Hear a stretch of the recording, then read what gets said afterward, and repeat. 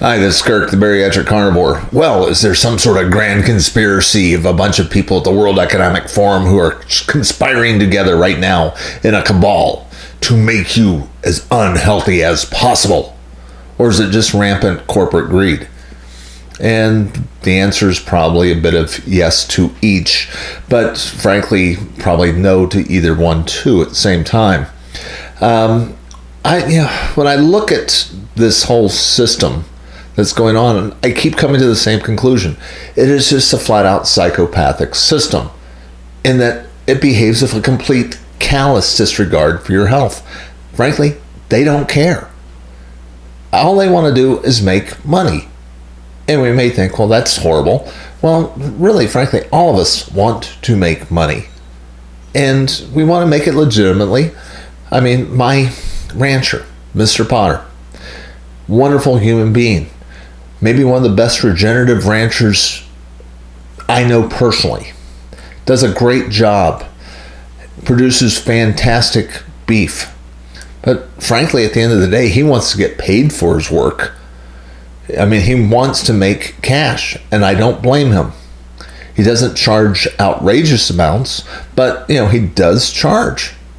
The lady that produces my eggs down the street, I will pay extra for those eggs that are coming from farm-raised chickens that are free range, and I know she cares for them, and I know what she feeds them, and I know that they're out there every single day killing grubs and creating very healthy eggs. And I'm willing to pay a little extra for it because frankly they taste better and I think they're more nutritious. Okay, does that make them part of this overall cabal? No, they're trying to make a buck like everybody else. The people making Cheerios, they're trying to make a buck. I don't think, they're trying to deliberately poison people. But frankly, that's what Cheerios does. It does poison you. It kills you. Ultra-processed food does ruin your health. Now, where it gets a little bit stranger and on the more conspiratorial side is how the type of money that big pharma and big food can put into the system that does corrupt the overall system because they can corrupt the science. There's a really horrible example that happened in the 1960s where the Sugar Institute bought off Harvard's scientist to say that sugar was an absolutely wonderful food and fat and animal products were the real dangers to America's health. And that was a flat-out bribe. And it was a direct corruption of the science. And we see this with, I think, big pharma. It's incredible the amount of money that big pharma is able to produce. They control the science. They control the studies. Nobody else can get FDA approval on anything except for a major pharmaceutical giant because it costs too much to get through the bureaucracy. And because of that, we're able to have really elaborate bureaucracies. And that's kind of a revolving door system where people leave government service, go over and work for the very industries that they were regulating. Is that a conspiracy, or is that just human nature run amok? Is it just a sign of a very corrupt system? Well, I don't care what you want to call it. It is what it is. And when you look at it, when you recognize it for what it is, now you have a means of escaping it. Well, what about your doctor? What about big medicine? Well, the problem with the big medical system and the way it's been designed was that big industry, particularly John D. Rockefeller, completely adulterated that system too. Back in 1910, he created what was called the Fleckner Commission. They hired a guy the idea was to standardize the training of medicine, because before that, see, Rockefeller created Standard Oil. And he had this petroleum-based product, but they didn't know exactly what to do with it. And they were using it to lubricate machine parts and stuff like that. One of the byproducts was a thing called petroleum jelly that worked really well in the medical system. And he decided, wow, you know what? There's a lot of potential with pharmaceuticals. But in order to get pharmaceuticals sold, we need to control the medical system, because doctors right now are all over the place. Some of them have kind of a holistic approach, some of them, and he needed to standardize the practice of medicine. And frankly, that was kind of his brainchild with him and Fleckner. And they took a school model from that was then at Johns Hopkins Medical School and applied it to the entire country, utilizing all of Rockefeller's resources with state legislatures, and altered forever the practice of medicine in the United States. It used to be that doctors were pretty big generalists. You'd have one doctor per town. They did everything. They delivered the babies. They dealt with cancers. They dealt with everything, and they were the resource. And very often they were very holistic and working with people as far as diet and stuff like that. They knew the people that they were treating, so they were part of the town. They were part of the institution.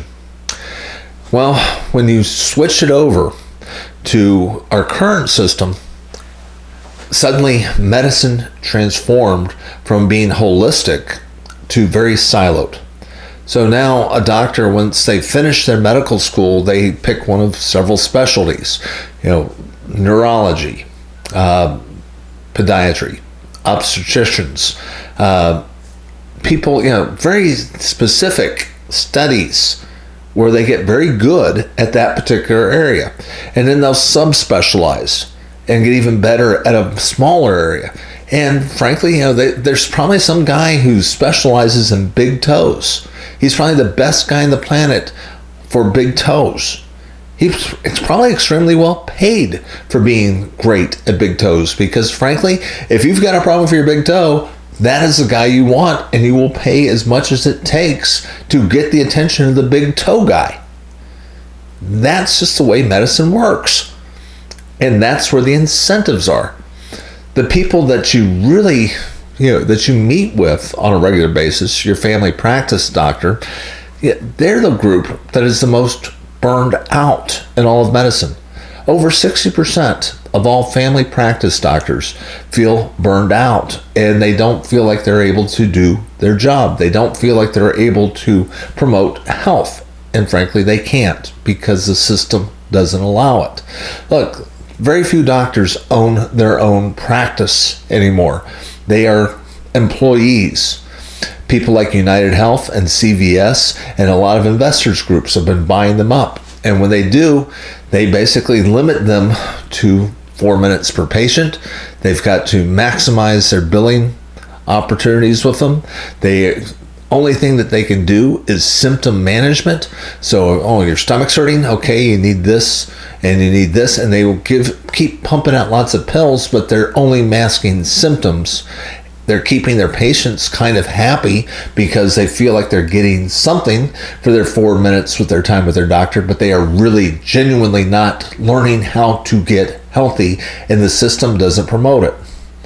There's one branch of medicine that is pushing against that, and that is the integrated medical system, where if you're an integrated medical specialist, what you're doing is you're looking at things much more holistically. But the problem with that system is, frankly, they're so wrapped up into their supplements and all these things that they could possibly do, and lots of testing trying to find out if you've got some sort of mold or fungus or heavy metal thing in your body, that they're not even doing a really good job at getting you healthy either. Unfortunately, most of those practices that I've run into, they're kind of into all sorts of weird things, and they're not pushing the most important thing for most people.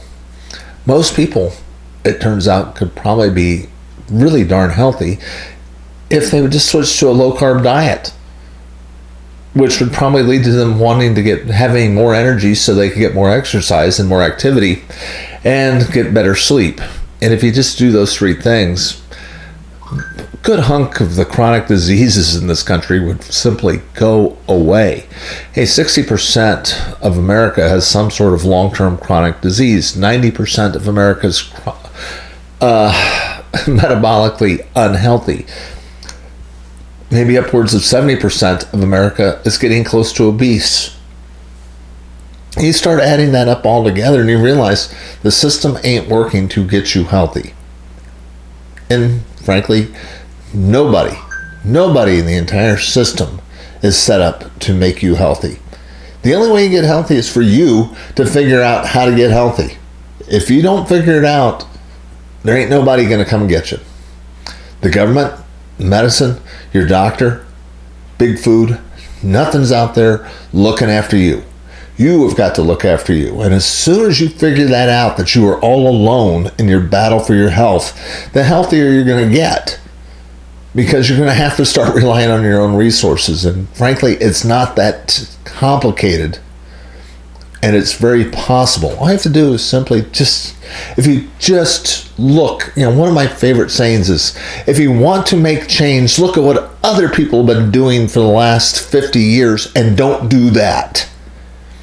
If you know that 60% of America is got some sort of chronic disease, if you know 70% of them are overweight, if you know that 90% of them are metabolically unhealthy, then simply don't do what they are doing and your chances of getting healthier go up rather dramatically. If you just don't do what they're doing. And what are they doing? They're eating a standard American diet, which consists of ultra-processed food, which should be a big clue.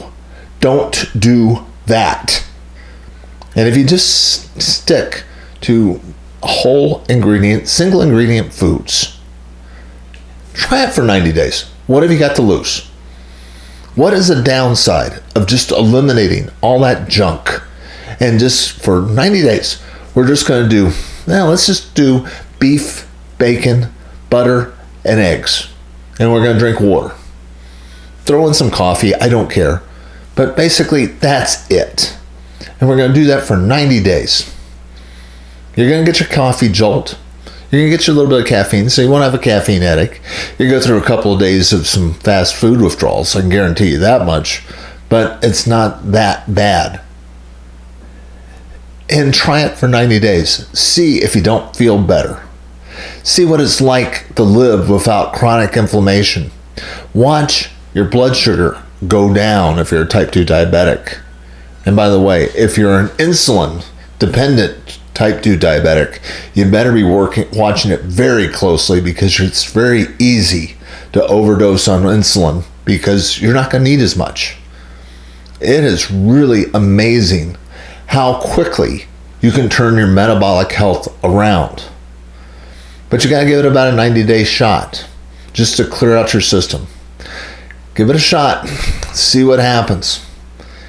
And frankly, is everybody going to do it? No, I really don't think so. I have no hope for any, I am not counting on the government to fix this. I'm not counting on a big pang of conscience. I'm not counting on the World Economic Forum. I'm not even counting on Elon Musk to reach down and save all of us. It's on you. You got to figure it out. This is Kirk, the Bariatric Carnivore. I hope you like this message. If you do, hit the like and subscribe button. This thing isn't for people that want... This isn't a channel for people who want a conspiracy theory. This is not a channel for people who want to blame everything on big food. This is a channel that is going to be trying to put the responsibility back on you to take control of your health, to figure out a way of getting healthy, because nobody else is going to do it for you. In this fight for our health, you are all alone in this, but we can be all alone in this together. I try to put out a couple of messages each week. I will talk to you again soon.